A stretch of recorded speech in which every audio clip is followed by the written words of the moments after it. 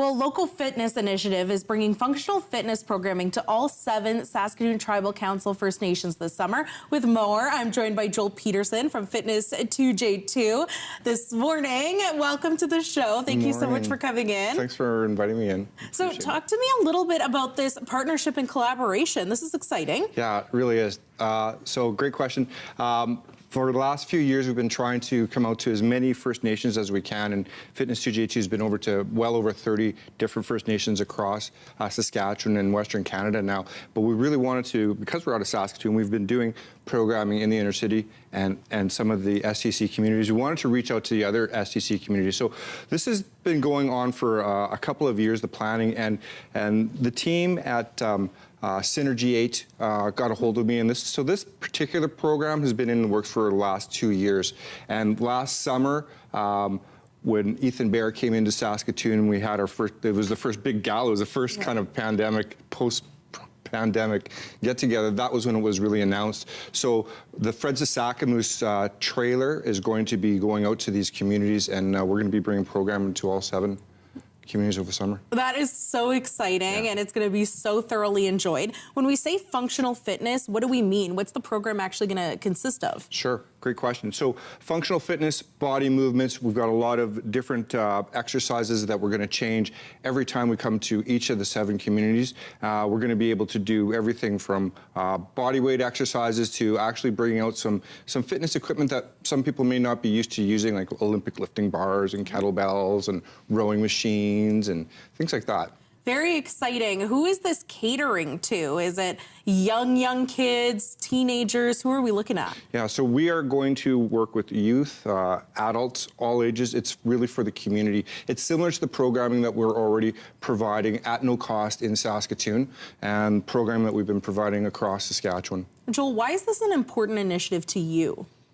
Well, for me personally, being able to bring programming to communities and removing barriers, and some of those barriers sometimes are our programs, others are the cost of being involved in those programs, but also the opportunity for our instructors who are First Nation members. And so we've got Corey Whitney coming out and Aletha Grey Eyes, and Aletha is from Muskeg, so she's going to have the opportunity to come back to her community and provide training for her community. That must be such an powerful and empowering feeling to be able to return home and give back. How's it been going so far? Yes, well, we're just ramping up, so we've got the schedule out, we've confirmed dates.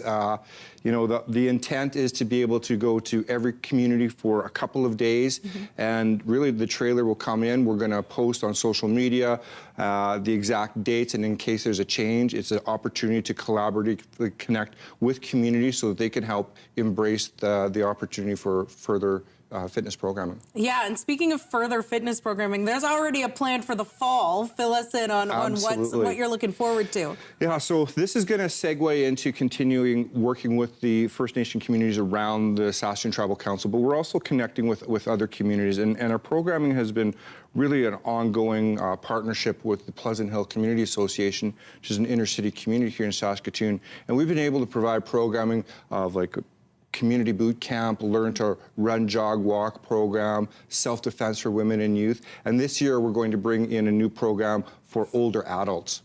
Awesome. So we really want to be able to provide from youth to as you age. What's some of the feedback you've been getting from people who have been participating not only in this program, but everything you've been doing? It's, you know, it's been very, very fulfilling and very humbling, but I mean, it's a lot of communities that don't have programming, and it's at no fault to them. There's just the capacity isn't there.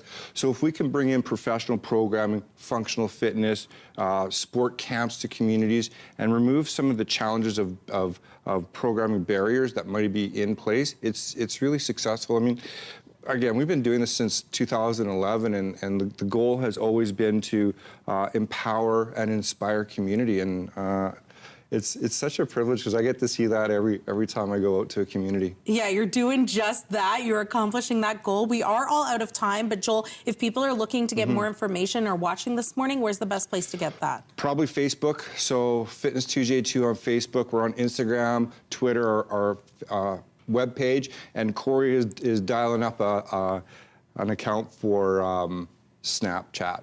For So, Snapchat even. Yeah, she's bringing it forward, and I'm like, okay, it's yours.